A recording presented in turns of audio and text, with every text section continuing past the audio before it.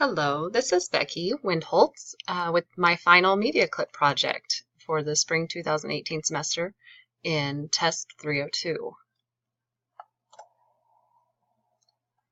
We were asked to list or find the exceptionalities and discuss the characteristics of those. The ones I will be talking about are the learning disabilities, the communication disorders, speech, language, that kind of stuff. The hearing loss, the hearing impaired, EBD, the emotional or behavioral disorder children or youth in general, attention deficit hyperactivity disorder, the intellectual disability, and autism. So the characteristics of the learning disabilities, such as math, reading, and writing, in the social aspect, the anxiety and depression with their mental health can be a social challenge. Acting out behavior, a lot of times those that have learning disabilities, there is a link back to poverty. With the cognitive characteristics, their short-term memory can be the problem that they're dealing with. They can't remember anything very short from learning it to applying it. Long-term memory, same way, they can't remember things for a long time. And then their working memory, trying to process from task to task, keeping that memory is a challenge. The intellectual characteristic is kind of a domino effect. One learning disability starts to affect the other, and then they become a multiple disability characteristic person. So they're kind of hand in hand with each other. Those problems with learning disabilities can be anywhere from dyslexia, where they switch the words around, to simply writing, just trying to write something, and their dyslexia may come into play too. They have challenges. Mathematics is something that a lot of children have a learning disability with. And some mathematic children can soar at it, but defining the learning disability can be a challenge with the mathematics. We were asked to discuss the UDLs with the characteristics. The learning disability children using a calendar to work with other teachers on, so there's not an overlap of the content or there's not gaps that we're missing, is the best way to incorporate, that, so that the learning disability can get somewhere, can improve somewhat. And then differentiated instruction use, start with small groups, individualized, keep them very small so there's less distraction. In our lessons, we learned about whiteboards and how those have become a device that children can do their math in front of the teacher, so there's an immediate feedback on the learning disability and what they're struggling with. The characteristics of communication disorders, that can be speech language disorder, that can be articulation, or that can be the cleft palate. The language is learned through interaction, so if there's more interaction with parents or adults in a child's life, their language will be better, and that's just simply stated in our book. I know that as a mom as well, but the social characteristics, babies learn what they hear, that's how they learn to speak. So this disorder kind of goes hand in hand with hearing loss. So if a child doesn't hear, they're not going to be able to speak as well. That's where speech language pathologists come into play. The cognitive characteristic, they're unable to understand or simply to be understood. So there's where we have to work with what is the problem and how do we address it, whether they don't understand or they simply are not speaking well enough to be understood, to have the teacher understand what's needed for them. The hand in hand, again, with learning disabilities. And then the terms used in the book for the academic characteristics was phonology, which is differentiating between pen and pen. Some children really struggle with that. Using the ED as past tense, that's morphology. Syntax was when you'll hear it a lot of times with the younger children, him sick. They don't know how to use the mature language. So that can be a disability. And then the cause and effect of, oh, we push a button and the bell rings. That's semantics, and that is a difficult task for some children. The UDLs for this is obviously the speech language pathologist, and then they work together with the educating team and they collect the data together, because a lot of times the children are spent more in the classroom and less with the speech language pathologist. So if there's an open communication, the SLP knows who or what to do to get through to the child's disability. The differentiated instruction that the book talks about is the argumentative and alternative communication. They use sets of symbols, photographs, really just making it a picture task for a child can really improve their disability. The characteristics of the hearing loss disorder, again, I said that the language sometimes comes from hearing loss. So the characteristics of the social in this hearing loss disorder is it's hard to communicate when you can't hear. I know this firsthand. I have a hard time understanding some tones, so it makes it difficult. The cognitive is hard to understand without the devices. They've got the cochlear implants, some children do, that help them hear. It's just a device behind their ear, helps them hear. And this is very difficult if they don't have something like that. So that would be a cognitive characteristic.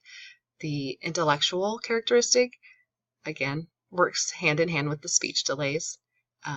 Oftentimes you'll see if someone's struggling with their language, they do have a hearing issue.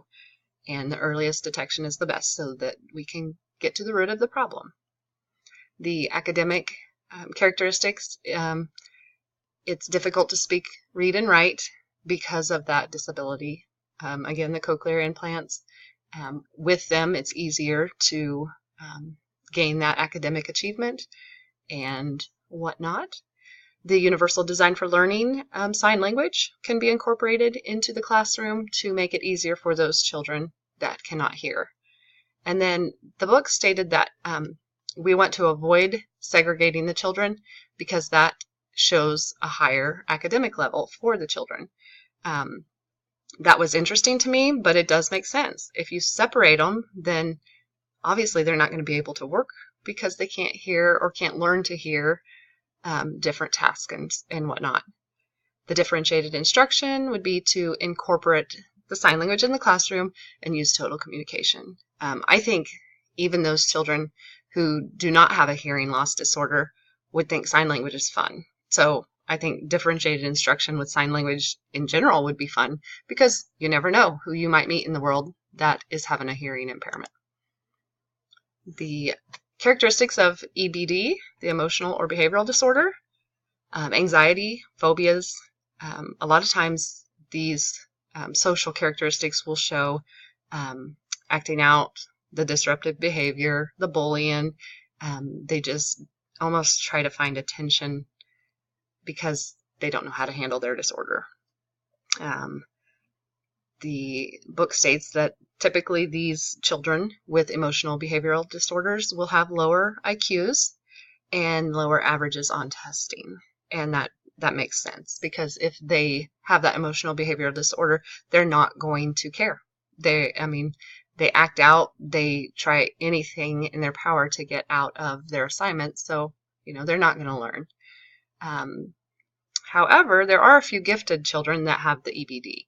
Very wise, but they just are aggressive and whatnot. It's stated that oftentimes the EBD children will be held back or even drop out. There's a low graduation rate in this characteristic. The UDL for this, the book stated, apply technology to keep the student learning their social skills. That made sense because at least they feel like they're not working, and technology can be a wonderful tool. With differentiated instruction, I would incorporate more time to take the testing or to do their assignments, and then to individualize again because they do not like to be a part of a group, even a small group. So keep it very small or individual, and then take the breaks needed so they feel like they're not rushed. Characteristics of ADD or ADHD, anxiety, mood changes. The book stated this can overlap with the emotional behavioral disorder. Oftentimes, this ADHD is not seen. It's a slow approach that that you can pinpoint in a child because they may just appear like they don't care. What intrigued me was the shaking of the legs. You would think they'd just be nervous, but no, this is a true disorder that, that shaking of the legs could be an issue of, oh, I can't pay attention. I have to shake the leg. Often these kids will interrupt, and yeah, it's definitely a hard one to pick out in some students. My middle child is a example of that. We did not know he had ADHD.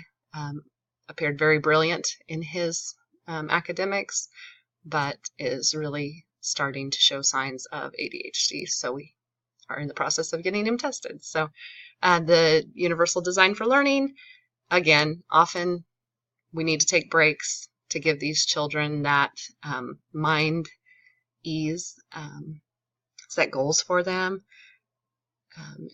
allow them to stand during work periods. That can help them with not feeling so anxious or challenged. And then differentiated instruction, do some self-video monitoring, and have them see how they're not sitting still or how they're shaking their legs or being challenged by this disorder. And then the intellectual disability characteristics, teaching them the daily skills in life is the most crucial part that I learned in the book. How to manage the money, how to apply what you need out in the world. So the quote was, learn it where you'll need to do it. Oftentimes we see these students in our area go bowling so they can pay for their own bowling. They can learn a little bit about how that works. When you go do something, you have to pay for it. The characteristics that the book talked about was the social daily living skills are difficult. The memory impairment is a challenge for intellectual disability children. And just applying those tasks from one thing to the next is a difficult task. And I think with Universal Design of Learning, the book talked about the digital talking books or the e-readers. That helps the children, since their memory impairment is difficult, that helps them to learn their curriculum. Differentiated instruction, promote the self-determined learning model of instruction. Like I said, go to the store and pay for items. And then characteristics of autism. We've got nonverbal communication, isolation on the playground. Oftentimes these kids have excessive touching or aggression. They act out.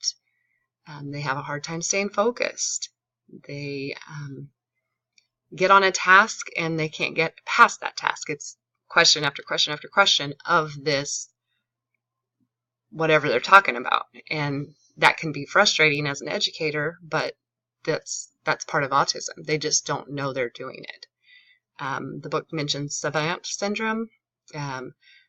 Often these children that are autistic have exceptional talents. They are very good at music or very good at art, or there's just something that just makes them extraordinary. And kind of the reason I love the special ed field is no two people are the same, and anyone with a disability can be just amazing. So we shouldn't just label them as, oh, you're nothing, you have a disability. So the universal design of learning would be to modify their environment. The bathroom, they don't like to go to the bathroom with others, so keep that simple. Take them by themselves. And then modify their classroom or even the lunchroom. Lunchroom can be very distracting.